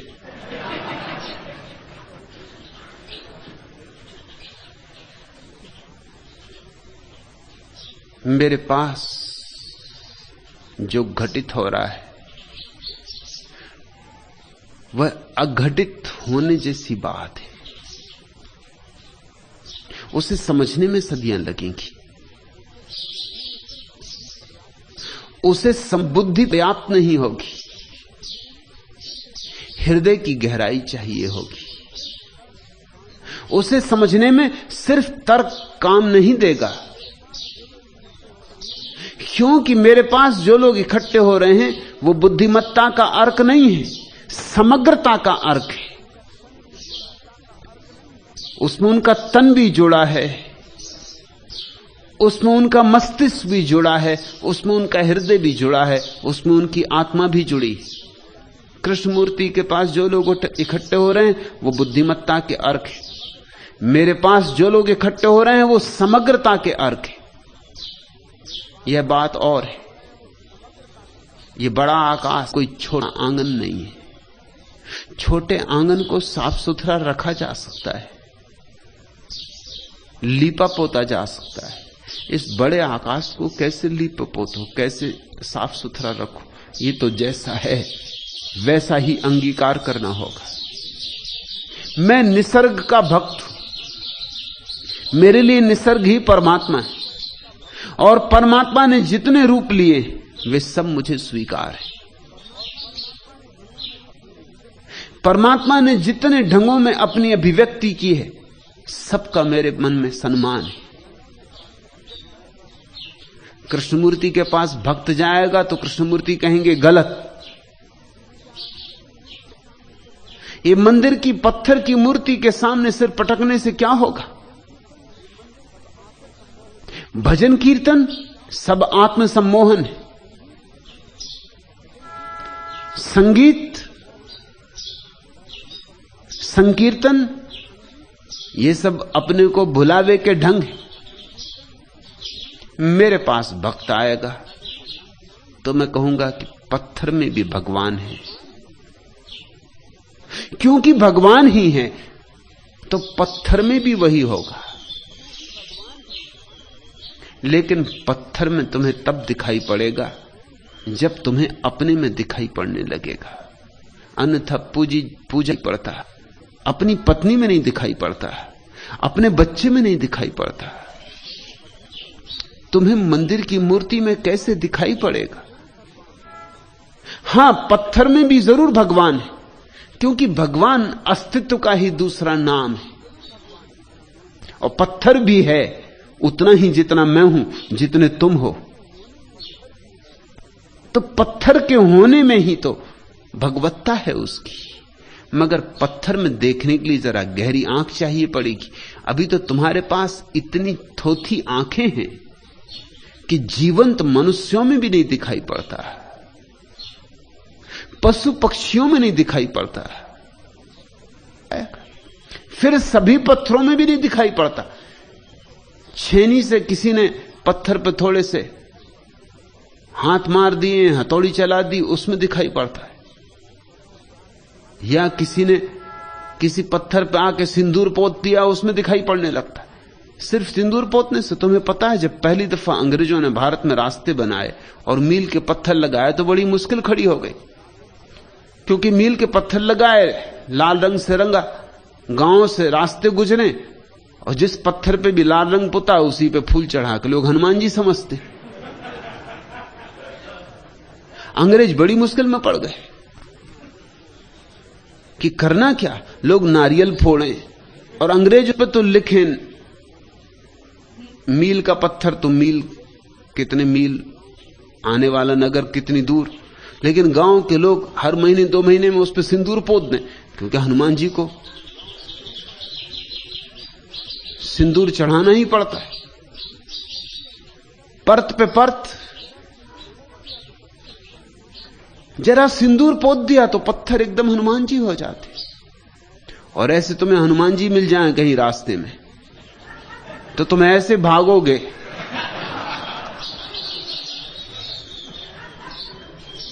तुम्हारा तो क्या, विवेकानंद ने अपने संस्मरण में लिखा है कि हिमालय में यात्रा करते वक्त बंदर, कुत्ते, इस तरह के प्राणियों को यूनिफॉर्म से बड़ी दुश्मनी। पता नहीं क्यों। पुलिस वाला निकल जाए कि कुत्ते एकदम भौंकने लगते। पोस्टमैन की सन्यासी, एक यूनिफॉर्म भर, यूनिफॉर्म के दुश्मन। देखा होगा विवेकानंद को गैरिक वस्त्रों में चले जाते, बंदर एकदम नाराज हो गए, एकदम दौड़ा विवेकानंद के पीछे। विवेकानंद शक्तिशाली आदमी थे, हिम्मतवर आदमी थे, लेकिन एकदम हनुमान जी पीछे आ जाएं तो विवेकानंद भी। लेकिन जितने विवेकानंद भागे, बंदर और मजा लिया। जब कोई भाग रहा हो तो भागते के पीछे तो कोई भी भागने लगता है, भगाने वाले कोई भी मिल जाएंगे। फिर बंदर और मजा लेने लगा। फिर विवेकानंद को लगा कि अगर मैं और भागा तो यह हमला करेगा। कोई और रास्ता न देखकर पहाड़ी सन्नाटा, कोई रास्ता नहीं भागने का, बचने का, कोई आदमी दिखाई पड़ता नहीं।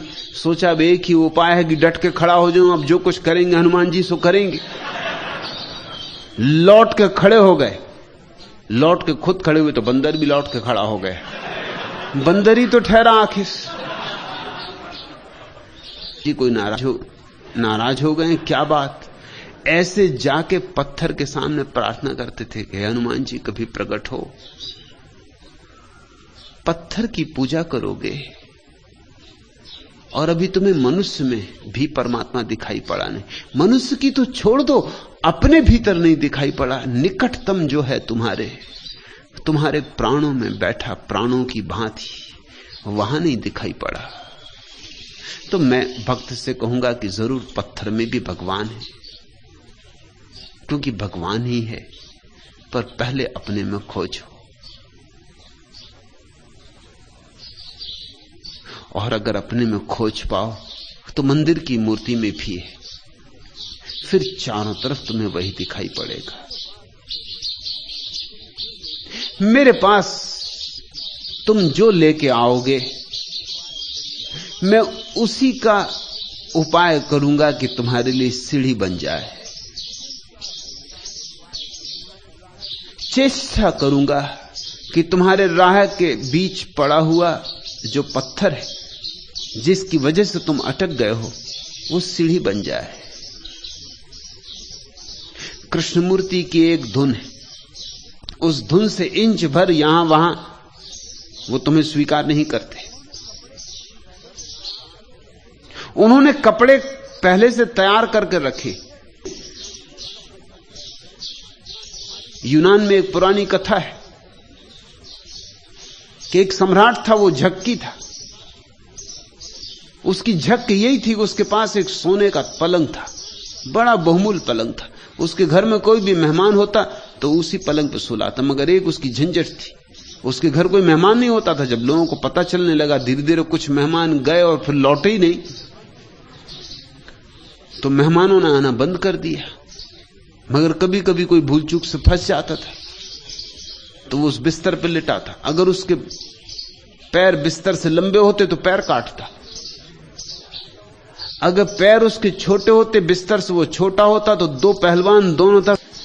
और ठीक बिस्तर के माप का आदमी कहां मिले? कभी 1,00,000 2,00,000 में संयोग से कोई मिल जाए ठीक माप का तो बात अलग, नहीं तो ठीक माप का आदमी कहां मिले? कोई इंच छोटा, कोई इंच बड़ा, कोई ऐसा कुछ वैसा। इस जगत में कोई व्यक्ति किसी एक तर्क सरणी के अनुसार न तो पैदा हुआ है, न उसकी नियति है कि किसी तर्क सरणी के अनुसार जिए। कृष्णमूर्ति के पास एक बंधा हुआ जीवन ढांचा है। वो कहते हैं बस इसके अतिरिक्त और कुछ भी नहीं। मेरे पास, मैं पलंग की फिक्र नहीं करता। अगर जरूरत पड़े तो पलंग को छोटा बड़ा किया जा सकता है, तुम्हें छोटा बड़ा नहीं किया जा सकता। तुम अगर भक्त हो तो मैं तुम्हारी भक्ति में और 4 चांद जोड़ूंगा, और तुम अगर ध्यानी हो तो तुम्हारे ध्यान में और 4 चांद जोड़ूंगा। तुम जो हो उसमें कुछ जोड़ूंगा। तुम्हारे भीतर अगर कुछ कूड़ा करकट है तो जरूर कहूंगा कि इसे फेंको, हटाओ। मगर तुम्हारी पर कोई आघात मेरी तरफ से नहीं होगा। इसलिए स्वभावतः मेरी बातें असंगत होंगी। और तथाकथित बुद्धिमानों की सबसे बड़ी अड़चन यह कि संगत बात चाहिए उन्हें। लेकिन मैं क्या कर सकता हूं, लोग ही इतने भिन्न हैं। भिन्नता इस जगत का स्वभाव है। मैं क्या कर सकता हूं, ये मेरे हाथ की बात नहीं। पलंग काटा जा सकता है, तुम नहीं काटे जा सकते। और पलंग का काटना कभी कभी खूब काम कर जाता है। मुल्ला नसरुद्दीन बहुत परेशान था। उसको एक ही चिंता, रात में 10-5 दफा उठ के वो अपने बिस्तर के नीचे जगह जगह छाए हुए कि आदमी को सचेत रहना चाहिए। उसकी पत्नी भी परेशान कि तुम न सोते न सोने देते। रात में 10 दफा उठ उठ के दिया जला के देखोगे कोई बिस्तर के नीचे तो है नहीं। पत्नी उसे मनोचिकित्सकों के पास ले गई, उन्होंने बहुत समझाया, मनोविश्लेषण किया उसकी अचेतन बातें उसको समझाई, उसके सपनों का विश्लेषण किया, यह किया वह किया, कोई काम ना आया। उसकी बीमारी जारी रही।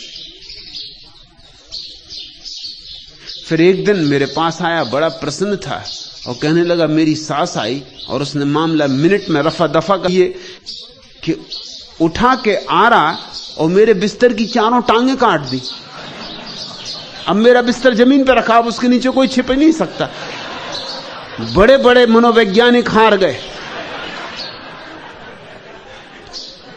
अब मैं उठना भी चाहूं तो बेकार। पुरानी आदत से नींद भी खुल जाती तो मैं सोचता हूं क्या साथ, नीचे कोई छिप ही नहीं सकता। उसने पैर ही उड़ा दिए, बिस्तर ही जमीन पे लगा दिए। बिस्तर के पैर काटने हो काट लो, बिस्तर को छोटा करना हो छोटा कर लो, बड़ा करना हो बड़ा कर लो। आदमी को साबित छोड़ो, आदमी के प्रति सम्मान रखो और आदमी की तुम मिलाओगे और उन सब के बीच तुम सोचना चाहोगे कि कोई एक विचार की व्यवस्था खड़ी हो जाए तो नहीं हो सकेगी।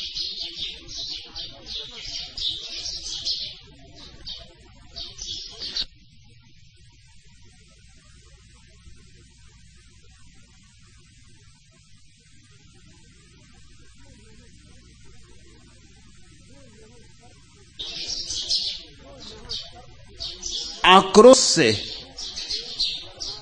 अपनी खूब तेज तर्रार रचनाएं, अपनी कविताएं, अपनी शायरी बड़ी देर तक सुनाता रहा। जनता चिल्लाती भी रही कि बंद करो,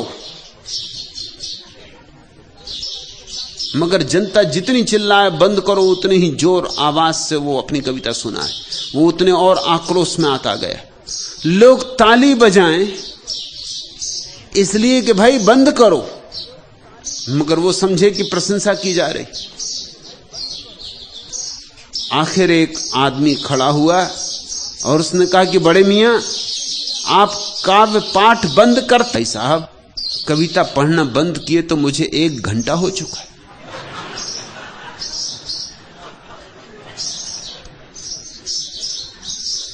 जो लोग मुझे तर्क से सुनने आएंगे, जो गणित बिठाएंगे, वो विक्षिप्त हो जाएंगे। जो मुझे भाव से सुनेंगे, ये सत्संग है, यहां कोई शिक्षण नहीं दिया जा रहा है। यहां मैं अपने को बांट रहा हूं, कोई शिक्षाएं नहीं बांट रहा हूं। यहां अपने को लुटा रहा हूं, कोई सिद्धांत नहीं दे रहा हूं। सत्य का हस्तांतरण हो। यह तो दीवानों की बस्ती है और दीवानों के लिए निमंत्रण। यहां अहंकारी आएंगे, अपने आप लौट जाएंगे, क्योंकि समर्पण यहां सूत्र है। यहां अहंकारी आएंगे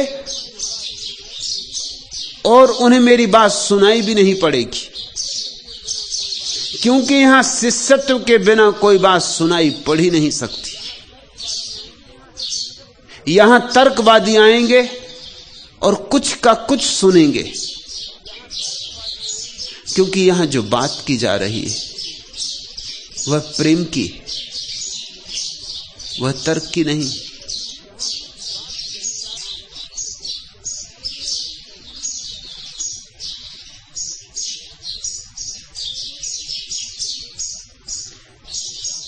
फिर लोग अपना अपना हिसाब लेके आते हैं। श्री कांति भट्ट आए होंगे अपना हिसाब लेके, अपने हिसाब से सुना होगा, अपने हिसाब से समझा होगा। शायद कृष्णमूर्ति उनके हृदय में बहुत ज्यादा भरे हों तो अड़चन हो गई होगी, तो तौलते रहे होंगे और जिसने तौला वह चूका। फिर मैं कुछ कहूंगा, वे कुछ समझेंगे। काव्य पाठ के पहले कृपया यह बताएं कि गधे के सिर पर कितने बाल होते हैं। मुन्ना नसरुद्दीन ने कुछ देर जिधर से आवाज आई थी उधर देखते हुए कहा, क्षमा करें भारी भीड़ में मुझे आपका सिर दिखाई नहीं दे रहा।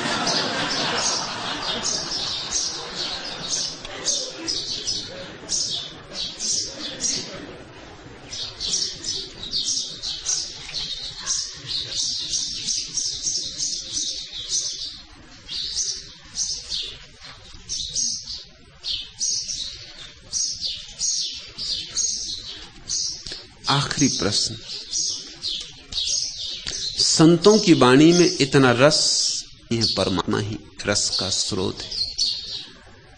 रस उसका ही दूसरा नाम है। संत अपनी तो कुछ कहते नहीं, उसकी ही गुनगुनाते। संत तो वही है जिसके पास अपना कुछ कहने को बचा ही नहीं, अपना जैसा ही कुछ नहीं बचा है। संत तो बांस की पोली पोंगरी चढ़ा दी गई परमात्मा के हाथों में, अब उसे जो गीत गाना हो गा ले, न गाना हो न गाए, ऐसा बजाए कि वैसा बजाए। बांस की स्वर उसके। संत तो केवल एक माध्यम है,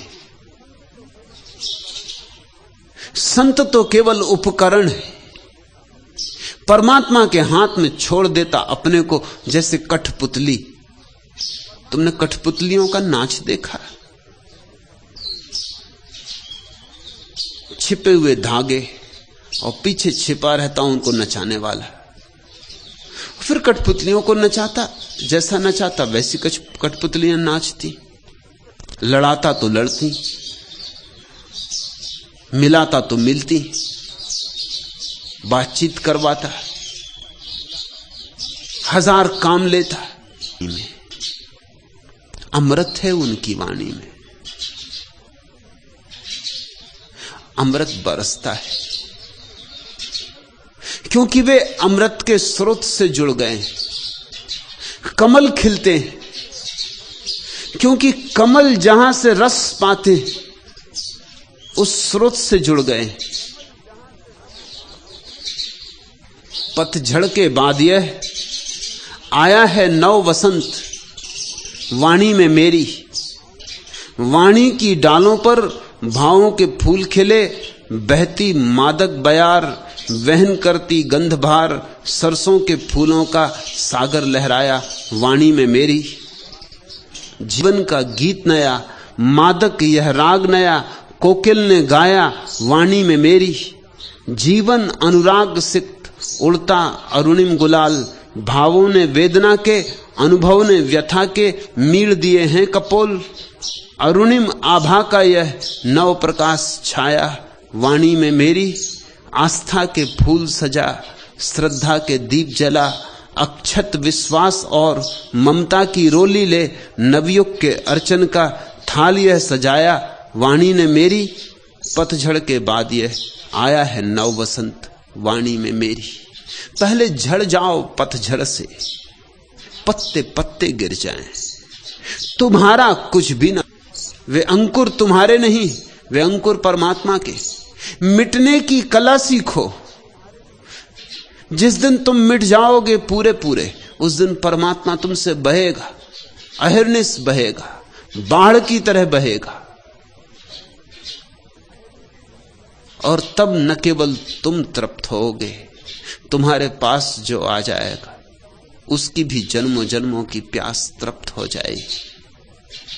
पूछते हो तुम वेदमूर्ति, संतों की वाणी में इतना रस किस स्रोत से आया है,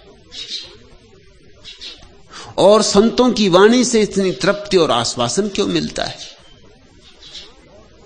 इसीलिए आश्वासन है सकते, याज्ञवल्क्य प्रमाण हो सकते, बुद्ध प्रमाण हो सकते, दरिया प्रमाण हो सकते।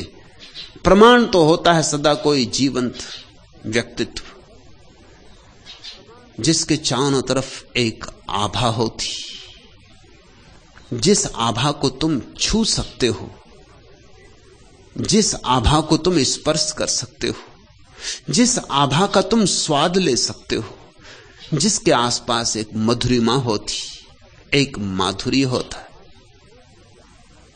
जिसके आसपास तुम में अगर खोज हो तो तुम भौरे बन जाओ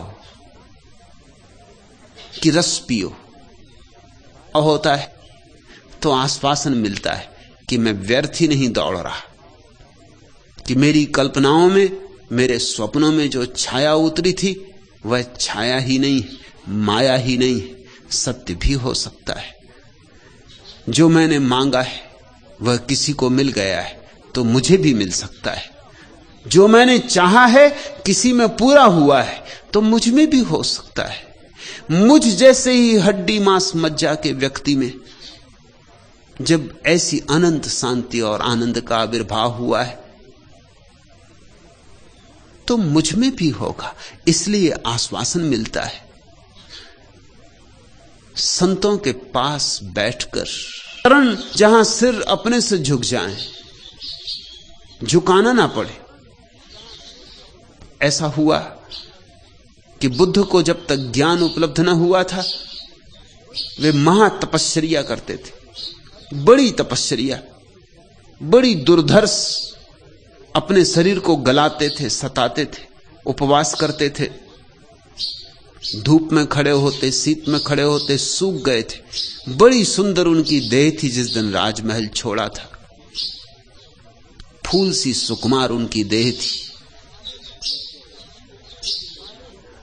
सूख गए थे, काले हो गए थे, हड्डियां कोई गिन ले।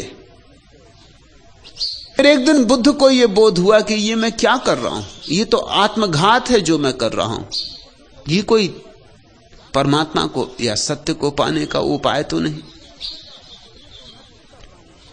ये तो मैं सिर्फ अपने को नष्ट कर रहा हूं, पा क्या रहा हूं। 6 साल की निरंतर तपश्चर्या के बाद एक दिन ये समझ में आया कि ये 6 साल मैंने यूं ही गंवाए अपने को सताने में, परेशान करने में। ये तो हिंसा है, आत्महिंसा। उसी क्षण उन्होंने उस आत्महिंसा का त्याग कर दिया। स्वभावता जो 5 शिष्य उसी आत्महिंसा से प्रभावित होकर उनके साथ थे, उन्होंने कहा ये गौतम भ्रष्ट हो गया। तो पीपल के देवता को थाली भर के खीर चढ़ाऊंगी। वो गर्भिणी हो गई थी, वो सुजाता नाम की स्त्री सुस्वादु खीर बनाकर पीपल के वृक्ष को चढ़ाने आई थी। पूरे चांद की रात पीपल का वृक्ष, उसके नीचे बुद्ध विराजमान। उसने तो यही समझा कि पीपल के देवता स्वयं प्रकट होकर मेरी खीर स्वीकार कर रहे हैं। और कोई दिन होता तो बुद्ध ने इंकार कर दिया होता, क्योंकि एक तो रात थी, रात्रि भोजन। खीर को स्वीकार करते देखकर 5 शिष्य उठकर चले गए। गौतम भ्रष्ट हो गया। रात्रि भोजन, अनजान अपरिचित स्त्री के हाथ से बनी हुई खीर, पता नहीं ब्राह्मण है, शूद्र है, कौन है, क्या है। रात्रि का समय, एक बार भोजन का नियम तोड़ दिया, छोड़कर चले गए। फिर बुद्ध को उसी रात ज्ञान भी हुआ। उसी रात की पूर्णता पर सुबह होते जब सूरज का अंतिम तारा, जब रात का अंतिम तारा डूबता था और सूरज कहूं बांटूं, बहुत वर्षों तक मेरे पीछे रहे, अभागे। जब घटना घटने को थी तब छोड़कर चले गए। तो बुद्ध उनकी तलाश में निकले, उनको बामुश्किल पकड़ पाए। वो काफी दूर निकल गए थे। वो नए गुरु की तलाश में आगे बढ़ते चले गए। जिस गांव बुद्ध पहुंचते पता चलता है कि कल ही उन्होंने गांव छोड़ दिया। बस ऐसे बुद्ध उनको खोजते खोजते सारनाथ में पकड़े। इसलिए सारनाथ में बुद्ध का पहला प्रवचन हुआ, पहला धर्म चक्र प्रवर्तन हुआ। जब उन्होंने बुद्ध को आते देखा तो वो 5 एक वृक्ष की छाया में विश्राम। नहीं है, तुम भ्रष्ट हो चुके हो, हम तुम्हारा परित्याग कर चुके। लेकिन जैसे जैसे बुद्ध पास आए एक बड़ी अपूर्व घटना घटी। वो पांचों जो पीठ करके बैठे थे, कब, किस अपूर्व क्षण में, किस अनजाने कारण से मुड़ गए और बुद्ध की तरफ देखने लगे, पांचों। और जब बुद्ध पास आए तो उठ के खड़े हो गए, और जब बुद्ध और पास आए तो झुक कर उनके चरणों में प्रणाम किया और कहा, विराजी। बुद्ध हंसे और बुद्ध ने कहा, लेकिन तुमने तय किया था कि पीठ मेरी तरफ रखोगे। वह विश्वास था। विश्वास टूट भी सकता है क्योंकि ऊपरी होता है। आज श्रद्धा का अपने आप आविर्भाव हुआ, हमने कुछ किया नहीं, अपने आप हम मुड़ गए तुम्हारी तरफ, जैसे कोई चुंबक की तरफ खिंच जाए। अपने आप हम उठ के खड़े हो गए, अपने आप हम झुक गए, अपने आप तुम्हारे चरणों से सिर लग गया। संत प्रमाण। जब तुम्हें कोई ऐसा व्यक्ति मिल जाए जिसके पास अपने आप सिर झुक जाए, तो फिर समझ लेना कि वो मंदिर आ गया, वो द्वार आ गया, वो दहली आ गई। वेदमूर्ति तृप्ति है, आश्वासन है, क्योंकि संतों में प्रमाण है। रहो निश्चिंत, जब तक मैं खड़ा हूं तिमिर के तट पर, कभी भी रोशनी को खुदकशी करने नहीं दूंगा। खड़ा पुरुषार्थ पहरे पर, किरण स्वच्छंद डोलेगी। जहां भी ज्योति बंदी है वहां के द्वार खोलेगी। उजालों को अंधेरे से खरीदा जा नहीं सकता। प्रभा के पक्ष में रजनी सुबह के साथ बोलेगी। मनुज स्थापित करो अब मंदिरों में शुभ मुहूर्त है।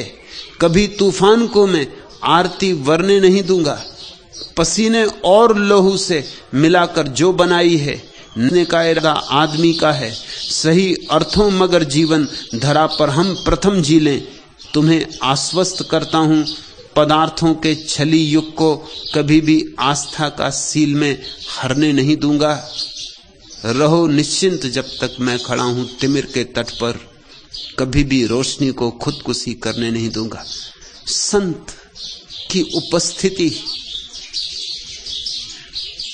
पर्याप्त है। जिनके पास देखने को आंखें हैं और सुनने को कान हैं और अनुभव करने को हृदय है, उनके लिए संत की उपस्थिति पर्याप्त है कि परमात्मा है। इसलिए आश्वासन है